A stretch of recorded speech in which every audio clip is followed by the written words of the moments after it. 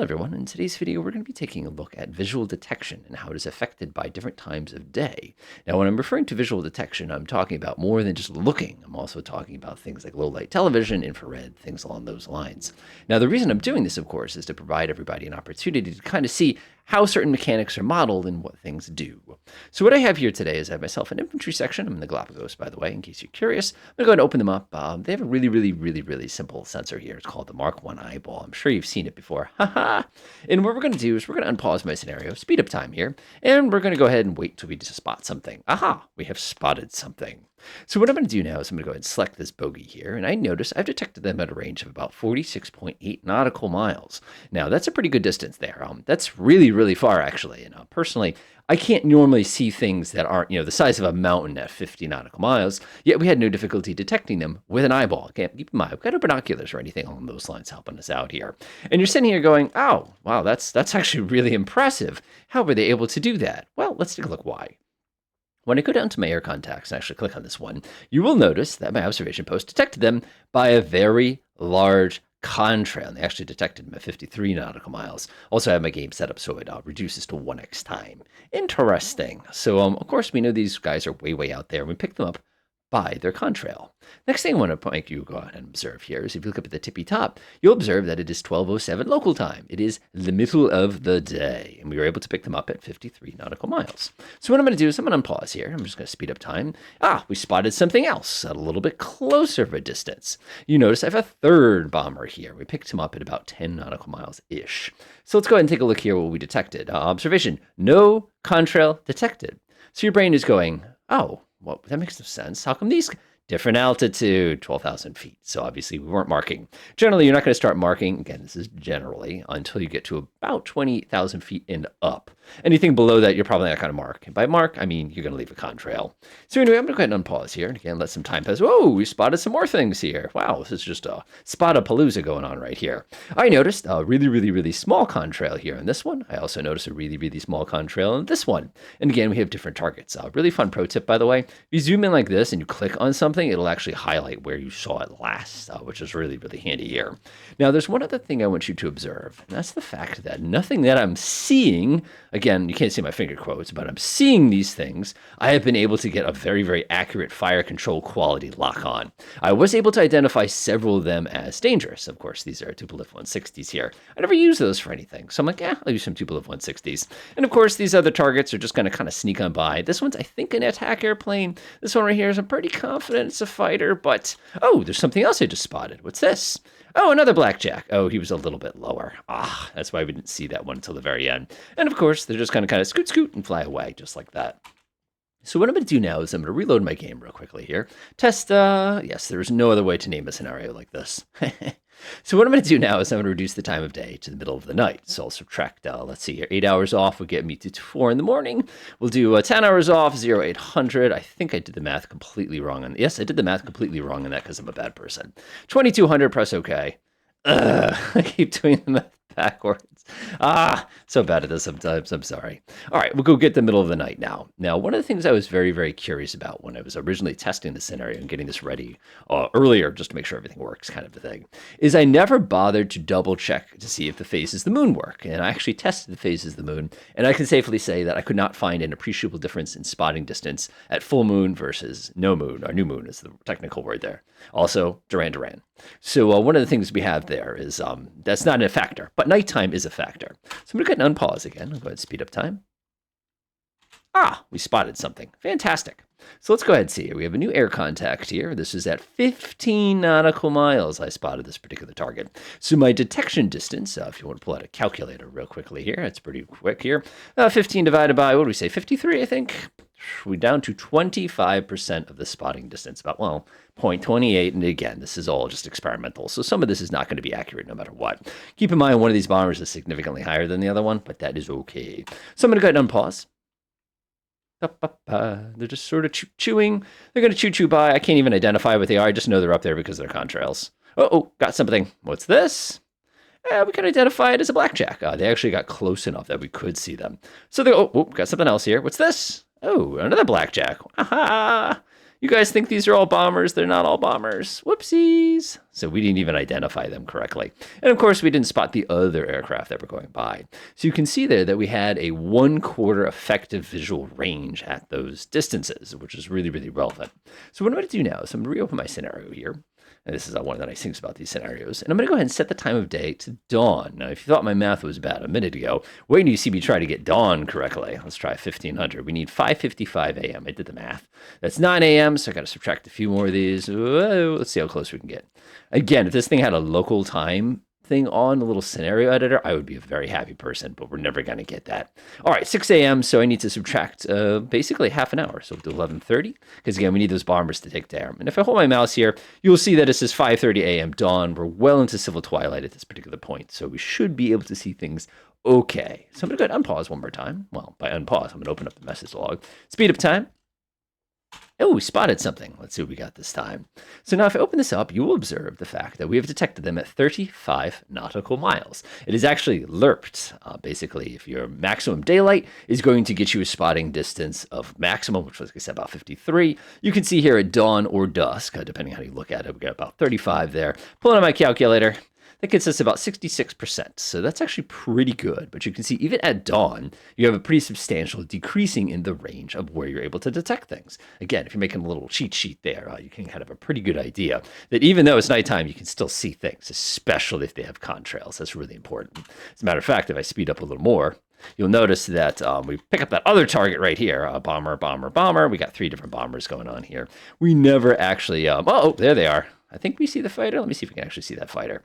Oh, we found the blackjack, but we're still missing one of these air contacts. And again, you can see little tiny contrail at 4 nautical miles is how close we had to get to actually detect it. And we never actually spotted those other aircraft. Of course, everybody's going, what aircraft did he do? What aircraft did he pick? So now let's bring us to the second side of this equation, and that is the tricky bit of getting something where I can actually lock onto things visually. So what I'm going to do is grab my infantry section here. I'm going to make a slight change to their sensor apparatus. I'm going to add a sensor here. I'm going to go ahead and grab this, add a pair of binoculars. Grab myself anti-air and surface. I'm going to make sure they can see in every direction. Now, binoculars are an interesting, quirky thing. And let me show you why they're an interesting, quirky thing. This is one of the things that hopefully you take away if you don't take away anything else here. So if I type in binoculars there, surface area binoculars, you'll notice they have a maximum range of 18 nautical miles. Now, that's seems kind of dumb. Like, why would you only have an 18 nautical mile range of binoculars? Well, I encourage you to set your binocular zoom to 25x and try to hold them steady while looking at a little white speck in the sky. Try it sometime. It's a process. So let me show you what happens. I'll speed up time again and pause. Now, what you'll observe here is my Mark I eyeball had no difficulty picking them up at our original 53 nautical mile range, but something new is going to happen this time. So I'm going to go ahead and go out to about 18 nautical miles here. I'm going to go ahead and do a control insert. Control insert, control insert. I'm just doing this again. You can use imagination while I put that there. It's just to show you what 18 nautical miles looks like. So go ahead and zoom back out here. We're going to speed up time. Oh, look at that. You will observe now that our blackjack, so we still don't have something that we could do a fire control lock or anything like that. We need a radar to really get this a little bit more accurate. You'll see what I mean in a minute. But for now, you can see we're actually able to successfully target these guys. We have a pretty good idea of what they are because the binoculars are not for searching. They're for identifying. So I'm going to go ahead and speed up time a little bit here. And what you're going to observe is we picked up the other aircraft as well. We're actually able to get them. We got them much earlier this time.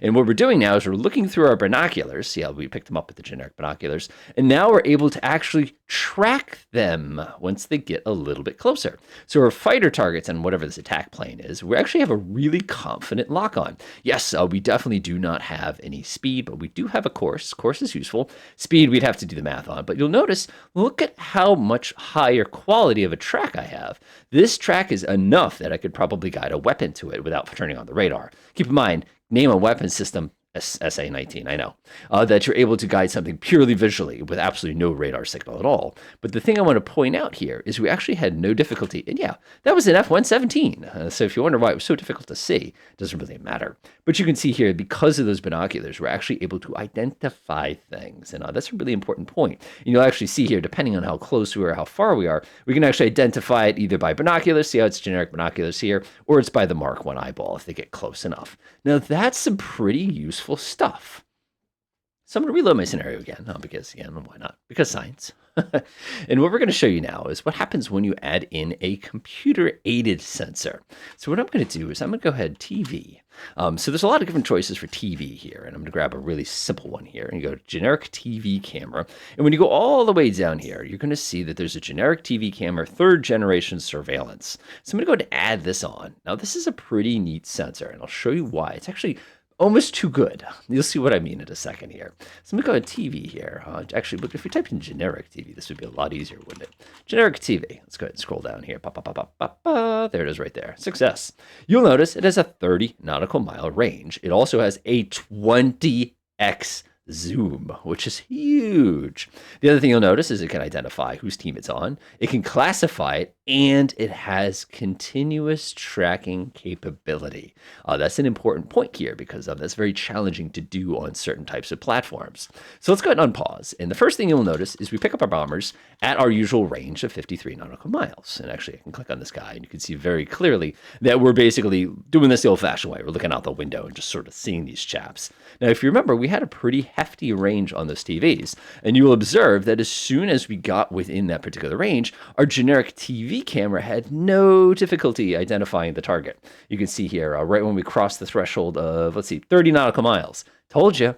So now we also have a nice new quirk. That's continuous tracking. I can actually look at this target and I can watch them continuously track towards us. So I now have everything I need to know about these particular targets with the exception of their speed. And you can see this other blackjack here, we're actually able to identify it as well. Again, thanks to that camera. Again, a 70, 30x or 20x zoom is plenty of zoom. But one of the things you probably notice here is I still don't see my fighters because without that distinctive contrail, we're never going to be able to see them until they get very close. In which case, once they get very, very close, you'll actually observe, I'll pause one more time here, that we actually detected them at about 10 nautical miles with the camera before we saw them with the eyeball. And now that we can see them with the camera, we have the ability finally to go ahead and actually start doing the classification process. So you can see just like that, wham, I'm able to do this. Now, the reason this is so stupid useful to us, and again, if you're building scenarios, this is a great technique here, is we now have continuous tracking without a single radar pointing anywhere at these particular targets. The only thing we don't have, of course, is our speed information.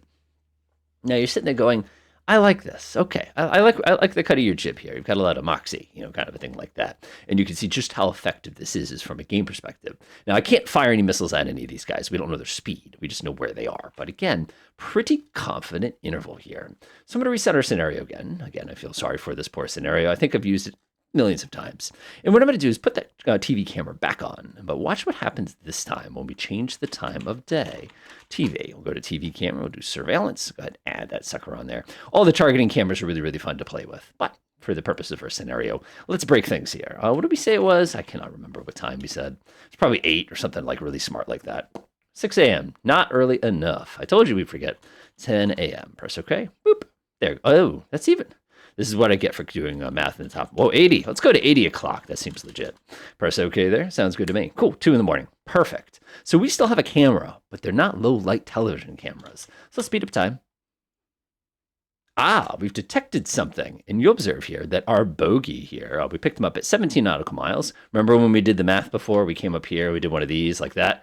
Aha! We got a slight improvement on range here, so not too much. But you'll notice our camera actually picked them up before our eyeballs picked them up. Again, the benefit of having something that's got such a good range. But even though it is the middle of the night, we still can safely identify these targets. Again, we're not giving ourselves away here or anything like that. But you'll also observe the only reason we saw these targets was because of their contrails. If they were lower altitude like that one right there, we never, ever, ever would have seen them basically go by. And we can see we have the blackjacks. We have a big pack of these, but we're missing the fighter and all that other stuff. And obviously, we're not going to see an F-117 very easily at night. Now, I know what you're thinking. You're going, so this is pretty good stuff. This is pretty good. I get it. I can understand how you could use that in order to improve the scenario and enhance and I get the whole detection versus classification thing. Where are you going with all this? Well, let me go with all this.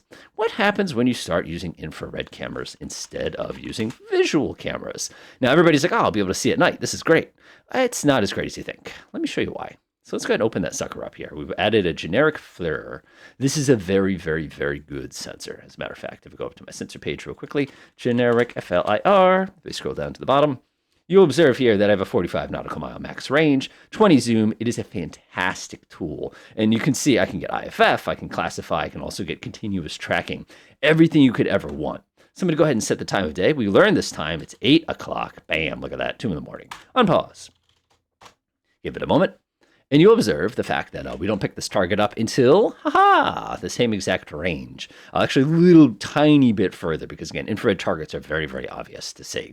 But one of the things you'll observe here is even though we've acquired the target, we're struggling. There we go. We're finally able to see our targets all about the same distance. And again, we saw one there, we saw one there. The best curiosity I can think of here is, are we ever going to detect our fighter targets? And if we let these gigantic bombers go by, you will see, yes, indeed, our handy dandy, this guy right here, which we cannot identify. It's just bogey number 4 at this moment.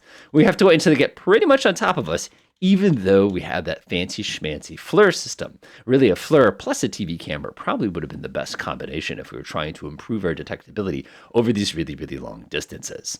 So as you can see, nighttime does have a pretty big impact on detection. You can see it reduces its effective detection by about 75% is the reduction. You can see at dawn, you get about 60% of the detection range. And obviously, that's going to be lerped throughout the day, depending on what different situation you're going to get. Now, where things get really, really fun, and if you've ever gone up here and done day and night lighting like this, you can see just how dark it really is at this time of day. One of my favorite bits here is if you actually go to the side of the world that has light, let's say we come here, for example, if you actually do one of these things, wait, it's August. Just kidding. As we make our way down, you'll notice it's very, very dark. It's actually dusk. And of course, if I make our way all the way down here and McMurdo and all that stuff, you can see it's nighttime. And one of the things I love is if you come up to the tippy top, do you see this little arc right here? Perma daytime. I don't know. I love the fact that that's all been modeled accurately within this program. I just think it's so cool. I don't like day and night lighting for obvious reasons because I can't see a thing. But again, everybody's a little different as far as that goes. Now, we'll leave you with one little detail that's kind of neat. I'm going to go back to my database viewer real fast here. I'm going to go ahead and type in generic TV. And I just want to share one little thing with you. You're going to notice we have surveillance, which can do side info, it's automatic target acquisition, visual. When you select weapon detector, one of the things you're going to observe is the fact this achieves all that other stuff too, but it has a staggering range of 100 nautical miles. That's just kind of one of those little, kind of a thing. And of course, you have the surface search version of these, which are much shorter. So if you're looking for something kind of cheap, you have some really, really, really, really powerful cameras here if you're looking to basically go all the way with stuff. But again, you can see even our 3rd generation surveillance isn't bad. When we make it a weapon director, woo-wee, that's a really, really long range if you're looking to kind of not cheat the system a little bit, but kind of take it all the way. Enjoy.